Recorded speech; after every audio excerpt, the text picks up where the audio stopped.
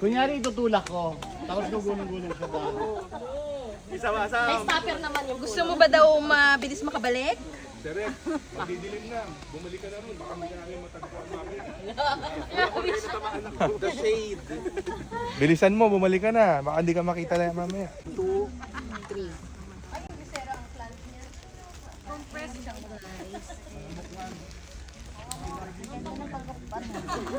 May pangalan yung akin.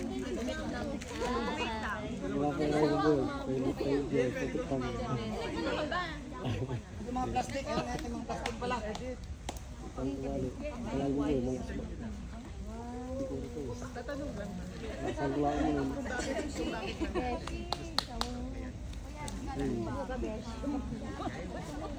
Okay. Okay na.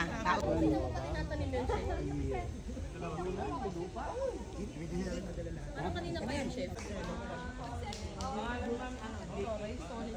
Siyempre, ano mo. Ito sa mga Mia to ha.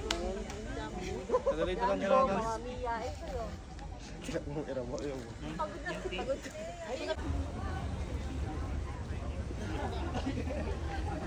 Kanino po tumbler to? Mine!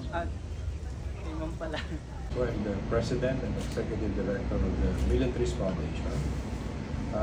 We started being here officially in 2021 when we broke ground, and then we inaugurated this space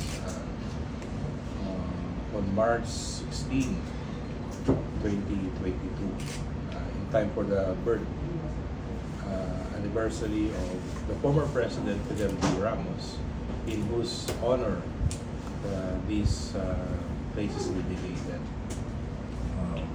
Simply because he was an exponent of the 4 M's, Makadiyos, Makabayan, Makatao, at the last part is Makakalikasan.